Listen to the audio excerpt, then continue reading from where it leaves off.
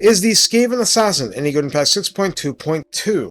I'm taking fresh looks, or possibly first-time looks, at things I'm using in my own games, and it's hard to do without the Skaven Assassin because he's a Replenish Troops hero. Well, if you're going to build the building regardless, let's look at what it can do for you in a pinch. Recruited for 800 gold and 200 upkeep, the Assassin comes at 3,572 health on Ultra, and Assassins cannot use mats. Ever. Armor is a mere 20, with physical resistance 30%. This is going to make them completely lopsided in what they can fight adequately. There is no missile resistance by default. Leadership 60 is not high, but it's not terribly low. Speed 54 and charge speed 60, basically they're built to keep pace with Death Runners and Triads, and they don't have strength in numbers, so this is their full-time speed. Melee attack begins at the extremely respectable 60. Attack interval 3.8, slightly fast. Medium splash target size, so regular cavalry on down. Max targets damage, a narrow 3. This is not a blob windmiller. Melee defense starts at only 35. Weapon strength 375 is split base, 225, and armor piercing 150. Charge bonus is a respectable 40, and mass is 400, so not only are they low chin, they do base tilted damage. The unit has Vanguard deployment, Stalk, and Strider, and benefits from Scurry away for plus 10% speed. It's more of plain Tretch. When flee running for the heals. This will come up because you might have one barely survive being slapped around only to get away with a sliver of health. As mentioned, this is a Replenish Troops hero and thus essential on the strategic level. The map passive is spread control, and while convenient in some cases, having it cost enemy control can be nice too. As an agent, he comes with the holy trinity of Assault Garrison, Assassinate, and Assault units, with Specialist reducing the cost of these universally useful actions. A surplus means you should have one free agent, so to speak, trying to damage like this whenever possible. Sneaky and Tricksy are your 1-pip wonder, 10% missile and spell resistance skills. As an old Game 2 hero, there's mainly just the one combat line and lots of traits and item possibilities.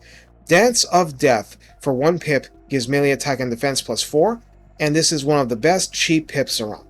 Gutter Fighter for plus 12 melee attack at 3 pips means you're already up to melee attack 76. Elusive at 3 for plus 12 melee defense means you're up to 49, which is a lot more respectable than you started with. Precise is plus 20% weapon strength for 3 pips at this early stage. Survivalist adds plus 15% to his thin health pool at 3.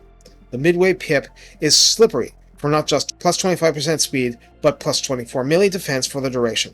25 seconds with a mere 60-second cooldown. Fleet-footed is plus 15% speed at 3 pips, and remember his foot speed is quite high. Opportunist adds plus 15 charge bonus at 3, so for a non-mounted hero at this speed, not so bad. Counter Striker is plus 12 more melee attack at 3, Bloody Blade is 1 pip for plus 10% weapon strength, so gimme. And Assassin's Trophy is a single target hex, 120 second cooldown, 29 seconds duration, 150 meter range. Target is minus 24 melee attack and minus 24 melee defense for that duration, which greatly improves not just the assassin's chances, but anything and anyone else helping. It is a goon squad helper. At rank 7, Venomous Blades lets you slap on poison whether or not the cunning trait was present, and Concealment Bombs are 3 uses, 9 second cooldown, a whopping 73 second duration, and gives the target unit Stalk, which it had already, and more important, Unspottable, making it much harder to see through the Stalk. So about this, since I had not been a master of it with other units earlier, this is a preemptive measure. It is a real pity I don't have exact stats, but my recent Skarsnik video gave me a look at a group effect Unspottable. A charging Ragnarok was seen at a much closer range than a lot of other stuff.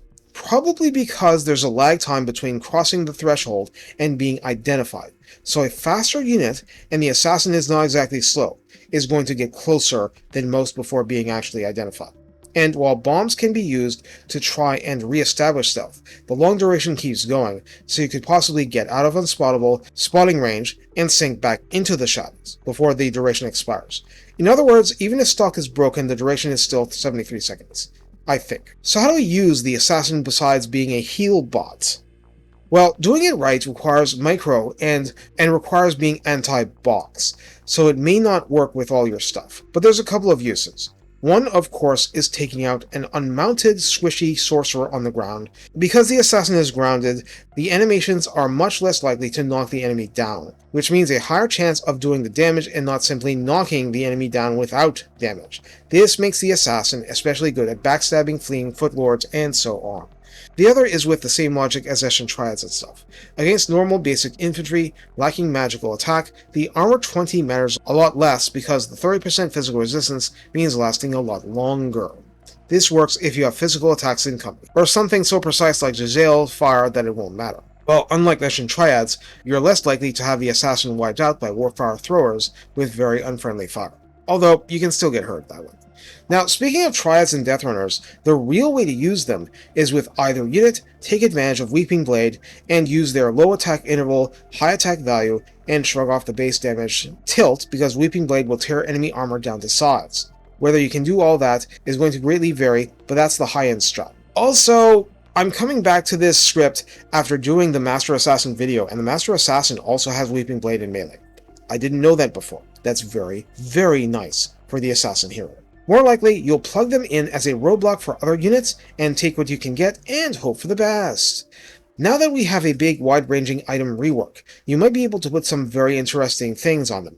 Mechanical Claw to give a bonus versus large for an assassin strikes me as a very interesting twist. Take care and have fun striking from the shadows, because you actually triggered Concealment Bomb before you struck.